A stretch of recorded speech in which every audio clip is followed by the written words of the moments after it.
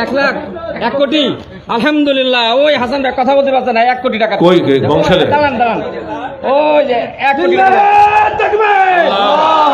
আর তো দ্বিতীয় আমি মোশাররফ ইনশাআল্লাহ ঢাকা মঞ্জিল করার জন্য 1 কোটি টাকা দেব। আমি মোশাররফ আলহামদুলিল্লাহ। আলহামদুলিল্লাহ। এখন পারলে আরো বলেন, এখন সময় নেই। ইয়াসিন ভাই 2 কোটি টাকা দেবে। ইয়াসিন ভাই কই?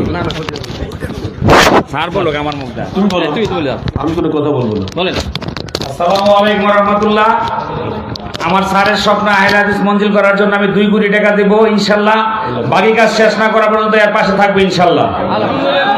আল্লাহ কবুল করো। আমাদের আর কেউ নাই? আর কেউ আছে না? বলেন। আসসালামু আলাইকুম। আমাদের মিরসরাই যিনি আমাদের আহলে হাদিস আন্দোলনকে 100 ঘন্টা জায়গা দিয়েছেন, আলহামদুলিল্লাহ। আমরা খুব দ্রুত আমরা কাজ শুরু করব।